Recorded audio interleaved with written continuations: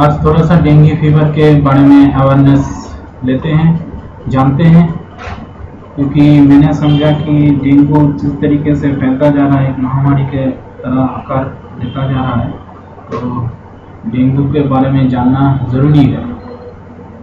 देखिए, ये आईएएस के थ्रू या एनी कॉम्पिटिटिव एग्जामिनेशन के थ्रू कितना इम्पोर्टेंट है ये ज़रूरी नहीं है, लेकिन ये ज़रूरी है कि हम हमारे आसपास जो भी घटनाएं घट रही है उसके बारे में जानें। तो इसीलिए मैंने सेशन चालू किया है अवेयरनेस, सोशल अवेयरनेस के बारे में। तो डेंगू फीवर क्या है आज हम जानेंगे, और कैसे इसे रोका जाए इसके बारे में भी हम जानेंगे। तो डेंगू फीवर को ब्रेकबोन फीवर भी कहा जाता है, हड्डी तोड़, क्योंकि यहाँ पर जो हड्डियों में पेन होता है डेंगू फीवर के दौरान, तो वो भयंकर टाइप ऑफ पेन होता है, जोड़ों में जॉइंट्स पेन होता है। तो इसीलिए शायद ये कहा जाता है, मुझे लगता है। तो डेंगू जो है वो एडिस मच्छर के काटने से होता है। आप देख सकते हैं एडिस मच्छर के काटने से डेंगू फीवर होता है।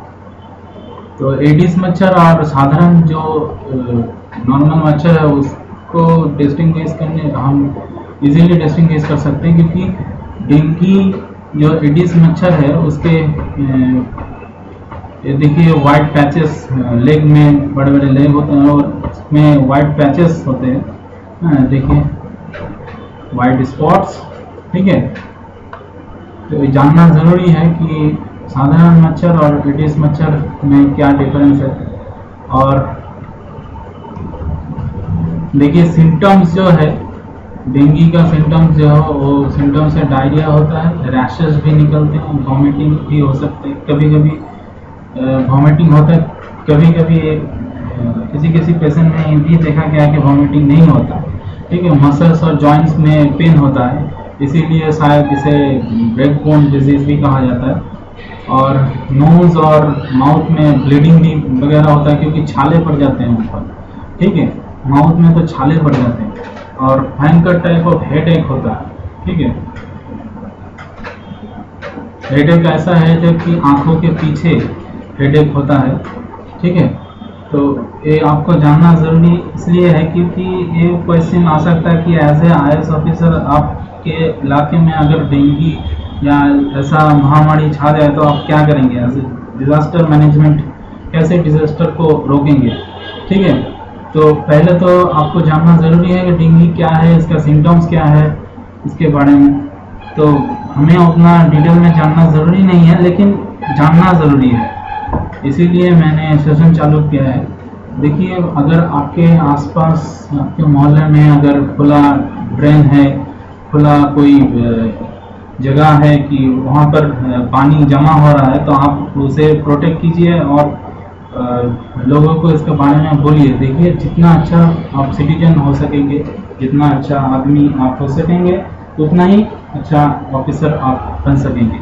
तो जाइए, घर से निकलिए और जाके सबको इसके बारे में बोलिए कि डेंगू जो फीवर है भयंकर टाइप ऑफ आकार ले रहा है, तो इसके बारे में जानना हमारे लिए ज़रूरी है। तो और रिकवरी स्टेज में मैंने यहाँ पर दिखा दिया है कि जब डेंगू से रिकवर होता है तो वो ईचिंग होता है। पहले तो देखिए जो रैश निकलता है वहाँ पर ईचिंग नहीं होता, जब डेंगू फीवर इफेक्टेड है आदमी तो तब ईचिंग नहीं होता, लेकिन रिकवरी स्टेज में भयंकर टाइप ऑफ ईचिंग हो सकता है, ठीक है। और कभी कभी ये भी देखा गया है कि रैशेस नहीं निकलता, किसी पेशेंट में ये रैशेस नहीं निकलता, ठीक है। सारा का सारा सिम्टम्स आपको जानना ज़रूरी है, ठीक है। और डायरिया तो होता ही है, वॉमिटिंग भी कभी कभी देखा गया है, वॉमिटिंग होता है, कभी कभी किसी पेशेंट में वॉमिटिंग भी नहीं होता, ठीक है। वैसे तो ये एक वायरल डिजीज है, और डेंगू ऐसा एक डिजीज है कि यहाँ पर कोई मेडिसिन, स्पेसिफिक मेडिसिन नहीं है। और एक बात मैं आपको बताना चाहता हूँ, डेंगू में क्या होता है कि जो नॉर्मल ब्लड काउंट है वो नीचे आ जाता है। जो रेफरेंस जो ब्लड का प्लेटलेट काउंट है वो है 1,50,000 से 4,10,000 तक। तो डेंगू में क्या होता है, 1,00,000 से नीचे भी आ सकता है, ठीक है। तो तब डॉक्टर एक क्रिटिकल कंडीशन मान के हॉस्पिटलाइज करने की ये बोलते हैं। तो एक रेफरेंस रेंज है, इसको याद रखिएगा थोड़ा सा कि नॉर्मल प्लेटलेट काउंट क्या है, क्योंकि डेंगू में ज़्यादातर यही देखा जाता है कि प्लेटलेट काउंट कितना है, ठीक है, याद रखिएगा। और मैंने सिम्टम्स भी बता दिया फिर भी मैं अच्छी तरीके से। और जो रैश जो है पीठ की तरफ रैश ज़्यादा निकलता है, रैशेस, डेंगू रैशेस पीठ की तरफ ज़्यादा निकलता है, और इसका तो स्पेसिफिकली कोई मेडिसिन नहीं है। तो कोकोनट वाटर बेस्ट रेमेडी। तो बहुत ज़्यादा वाटर पीजिए, बहुत ज़्यादा गर्म पानी से परहेज कीजिएगा, गर्म पानी कम कीजिएगा, ठंडा पानी हो सके तो अच्छा है। अगर डेंगू अफेक्टेड है कोई आदमी तो उसके लिए कोकोनट वाटर अमृत के जैसा है, ठीक है। कोकोनट और मौसमी का जूस, फल, वैसे तो जो कोई भी फल का जूस ठीक है, लेकिन मौसमी में एक पदार्थ है जिससे कि जल्दी जल्दी ठीक हो जाता है पेशेंट, ठीक है। तो मौसमी का जूस बहुत अच्छा है। और एक मेडिसिन है जो यहाँ पर बोलना ठीक नहीं होगा, जो भी मैं बताता हूँ, डोलो 650। इसके सिवा कोई भी मेडिसिन ठीक नहीं है। कि एक मेडिसिन है मैं बताना चाहता हूँ यहाँ पर, डोलो 650। ज़्यादातर यहाँ पर ये मेडिसिन के बारे में बोलना नहीं ठीक नहीं है। आपको मेडिकल प्रेस्क्रिप्शन, मेडिकल एडवाइस लेना ज़रूरी है, ठीक है। जब भी कोई आप देखें कि सिम्टम्स आ रहे हैं तो मेडिकल प्रेस्क्रिप्शन लेना बहुत ही ज़रूरी है। मेडिकल प्रेस्क्रिप्शन के बिना ये मेडिसिन लेना ठीक नहीं होगा, ठीक है। फिर भी मैं बता रहा हूँ, यहाँ पर मैं किसी कंपनी या किसी ये देख सकते हैं आप, पैरासीटामोल है, नॉर्मल पैरासीटामोल है, ठीक है। यहाँ पर किसी कंपनी या किसी मेडिसिन का नाम मैं प्रमोट नहीं कर रहा हूँ, यहाँ पर जस्ट मैं बता रहा हूँ फैक्ट जो है, वही फैक्ट मैं बता रहा हूँ, ठीक है। तो एक मैं बात कहना चाहता हूँ कि आपके घर में जो रेफ्रिजरेटर है, रेफ्रिजरेटर में जहाँ पर पानी जमा होता है, ट्रे है, तो वहाँ पर थोड़ा सा सॉल्ट ऐड कर दीजिएगा। क्योंकि देखिए, हम तो रेफ्रिजरेटर के पानी ज़्यादातर रोज़ बदलते नहीं हैं, तो इसीलिए मैं बात कहना चाहता हूँ कि यहाँ पर अगर आप सॉल्ट ऐड कर देंगे तो मच्छर यहाँ पर अंडे नहीं दे सकेंगे, ठीक है। और आपके मोहल्ले में भी आप कर सकते हैं, जहाँ पर देखेंगे कि जमा पानी है, आप कुछ नहीं कर सकते, बोल के थक गए हैं कि जमा पानी हटाओ, तो वहाँ पर आप सॉल्ट या केरोसिन ऑयल दे सकते हैं, मिट्टी का तेल जिसे कहा जाता है, तो थोड़ा सा छिड़काव दे सकते हैं वहाँ पर। तो इससे क्या होगा, तो मच्छर अंडे वहाँ पर देना बंद कर देंगे, वहाँ पर मच्छर पनप नहीं पाएंगे, ठीक है।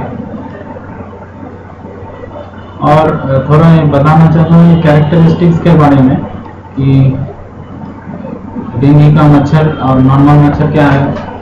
नॉन वेक्टर और वायरल इन्फेक्शन कहा जाता है, ठीक है।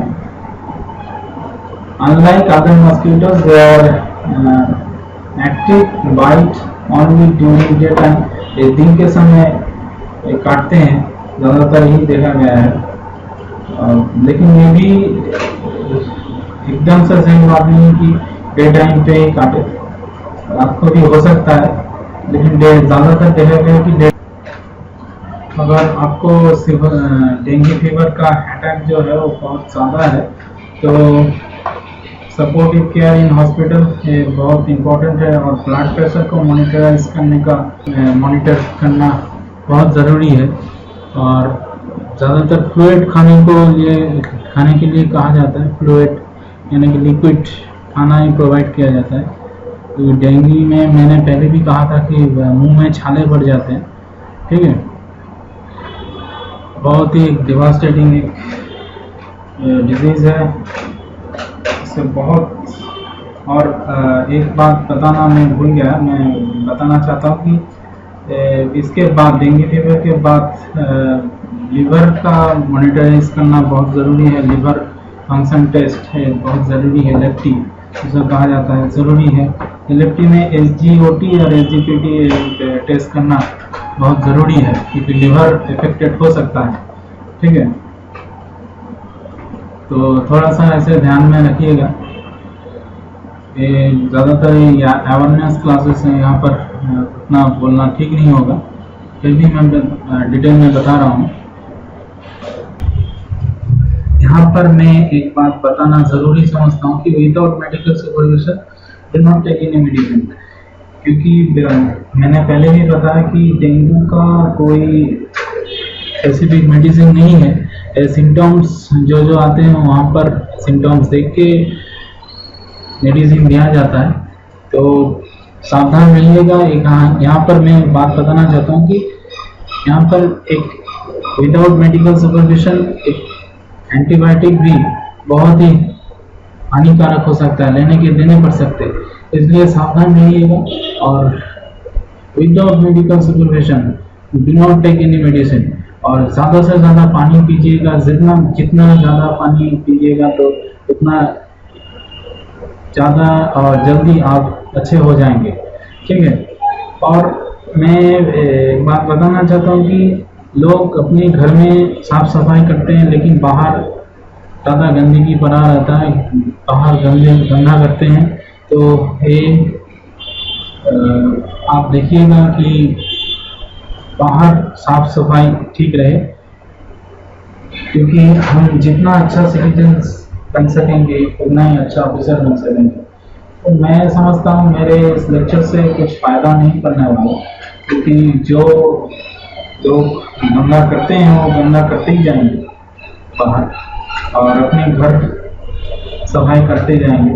तो आप सबसे मेरा रिक्वेस्ट है, जाइए बाहर जाइए और देखिए कहाँ पर गंदा है और पानी रुका हुआ है, वहाँ पर जाइए। और आप मेरे चैनल के थ्रू आप पिक्चर भी भेज सकते हैं, मेरे वीडियो के कमेंट बॉक्स में पिक्चर भी भेज सकते हैं। तो मैं मेरे चैनल के थ्रू लोगों को बताऊंगा और भी करता रहूँगा। और भी जागरूकता ज़रूरी है लोगों के अंदर, क्योंकि देखिए हमारा देश है, हमारा घर है, अगर हम इसे ठीक तरीके से नहीं रखेंगे तो उल्टा तो कुछ होने वाला है, उल्टा तो इफेक्ट हमारे अंदर ही पड़ेगा, उल्टा इफेक्ट, इसका उल्टा इफेक्ट होगा, ठीक है। चलिए यहाँ पर some important facts about dengue के बारे में कुछ इम्पोर्टेंट फैक्ट हम जानेंगे। यहाँ पर हम जानेंगे कि किस टेस्ट से ये जाना जाता है कि डेंगू हुआ है। तो है dengue NS1 antigen test, ELISA method से किया जाता है। तो इस टेस्ट से जाना जाता है कि थोड़ा सा याद रखिएगा कि यहाँ से क्वेश्चन आ सकते हैं कि डेंगू NS1 कौन सा टेस्ट है, यानी कि ये 4 ऑप्शन दे दिया गया है और आपसे कहा गया कि इनमें से बताइए इनमें से कौन सा टेस्ट है जिनमें से जो डेंगू डिटेक्ट करता है, ठीक है। तो इसके बारे में थोड़ा सा इम्पोर्टेंट इंफॉर्मेशन आपको मैं अभी दूंगा। तो आप देखते रहिए कि जो diagnosis infection should not be made, ये एलिजा टेस्ट से ही एकमात्र टेस्ट नहीं है जो डेंगू फीवर टेस्ट इससे हो सकता है अलोंग। तो मैंने यहाँ पर लिख भी दिया है। अदर क्लिनिकल सिम्टम्स भी ज़रूरी है। क्लिनिकल सिम्टम्स जो पाया जाता है, लेबोरेटरी टेस्ट फाइंडिंग्स जो पाया जाता है वो भी इम्पोर्टेंट है। ठीक है, यहाँ पर गौर कीजिएगा, ध्यान दीजिएगा यहाँ पर कि एलिसा टेस्ट ही एकमात्र टेस्ट नहीं है कि इससे ही डेंगू डिटेक्ट किया जा सकता है। तो थोड़ा सा पढ़ लीजिएगा, मैंने लिखा हुआ है यहाँ पर। तो क्रॉस रिएक्शन जो रिएक्टिविटी जो बिटवीन जो सर्कुलेटिंग फ्लैवी वायरस जो है, एवी virus, malaria, other rheumatoid factor जो है वो भी इम्पोर्टेंट है और ये भी इम्पोर्टेंट है। हम थोड़ा सा जानेंगे, टच करके चले जाएंगे। ठीक है, ये डिटेल में होता जा रहा है, इतना डिटेल में जानना ज़रूरी नहीं है। हम सिर्फ जानेंगे कैसे प्रोटेक्ट करना है और क्या है डेंगू वायरस। ठीक है, ये थोड़ा सा पढ़ लीजिएगा। ठीक है, NS antigen circulation in blood from the first day of 9 days after the onset of the fever with comparable levels. ये थोड़ा सा इम्पोर्टेंट पॉइंट से थोड़ा सा जानना ज़रूरी है। डेंगू प्राइमरी इन्फेक्शन जो होता है वो 5 से 14 डेज में अप्रोक्सीमेटली वो डिटेक्ट हो जाता है सिम्टम्स के दौरान। ठीक है, और ये थोड़ा सा इम्पोर्टेंट है। Often times both and acute and जो एक्यूट लेवल है वो फेज है, उस फेज से डायग्नोसिस डेंगू डायग्नोसिस से होता है इन्फेक्शन। देखिए, बार बार मैं कह रहा हूँ कि डेंगू इन्फेक्शन, हाँ, और मैं भी कह रहा हूँ कि डेंगू जो है उसका कोई बेसिक मेडिसिन नहीं है। जो सिम्टम्स देखा जाता है वो सिम्टम्स के दौरान मेडिसिन दिया जाता है। इसीलिए कोई भी एंटीबायोटिक लेना हानिकारक हो सकता है without medical prescription, without medical supervision. ठीक है, यहाँ पर ध्यान दीजिएगा कि डेंगू के द्वारा अफेक्टेड आदमी को कभी विदाउट मेडिकल सुपरविजन कोई भी मेडिसिन देना हानिकारक हो सकता है। ठीक है, डेंगू का सेकेंडरी इन्फेक्शन जो है हाई लेवल IgG, थोड़ा सा हम जानेंगे, थोड़ा सा कर लीजिएगा। ठीक है, इसीलिए यहाँ पर मैं ये बात बार बार बता रहा हूँ कि डेंगू का जो NS1 जो एंटीजन एलिसा मेथड है, यही एकमात्र मेथड नहीं कि इससे ही डेंगू डिटेक्ट हो सकता है, और भी मेथड है। ठीक है, thank you very much for watching. और ये आपको अगर वीडियो पसंद आया तो लाइक कीजिएगा और प्लीज़ ये पब्लिक हेल्थ के लिए है, शेयर कीजिएगा, लोगों को जानना ज़रूरी है। और मैं जानता हूँ मेरे लेक्चर से कुछ फ़ायदा नहीं होने वाला है, फिर भी आप अगर चाहते हैं तो मुझे मेल कर सकते हैं। आपके इलाके में जहाँ पर डेंगू फैलता जा रहा है वहाँ पर जाके लोगों के साथ बातें कीजिए और लोगों को बताइए इसके डिवास्टेटिंग जो फैलता जा रहा है इसके बारे में, लेकिन लोगों को जानना ज़रूरी है। ठीक है, thank you very much for watching. और आप मेरे चैनल को सब्सक्राइब कर सकते हैं और भी अपडेट पाने के लिए। Till then stay tuned, bye bye.